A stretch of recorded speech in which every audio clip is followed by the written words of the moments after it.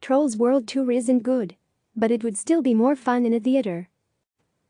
Trolls World Tour isn't good, far from it, but watching it at home nevertheless made me wistful for what it would have been like to see it in a theater.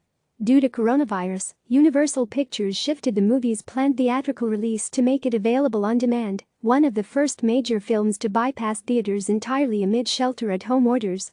In theory, it would be an escape for kids and potentially allow the studio to recoup at least some of its investment.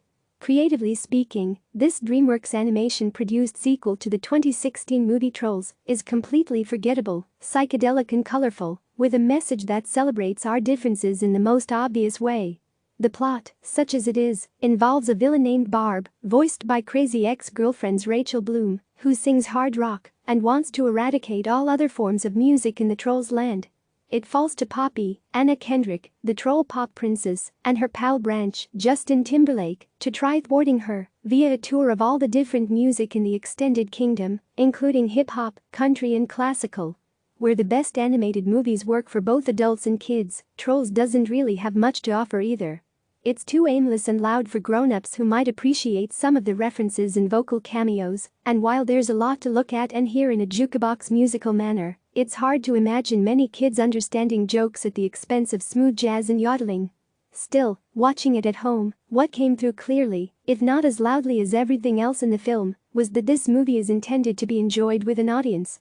It's an outing for families, an experience where adults and kids can sit together in a darkened theater, hopefully getting the latter accustomed to behaving in such a venue without sending their parents screaming into the lobby.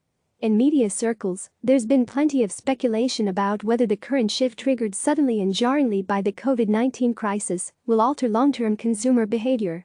At the very least, it's allowing or forcing studios to experiment with windows in terms of when and how movies reach audiences, something they have been negotiating about with skeptical and defensive theater chains for some time.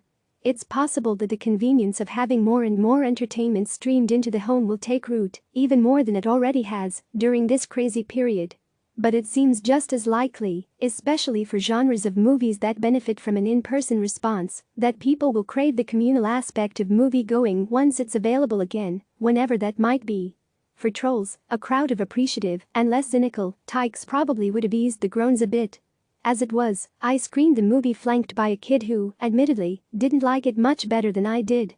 But when the credits rolled, I asked him if he thought he would have enjoyed it more had he seen it in a theater.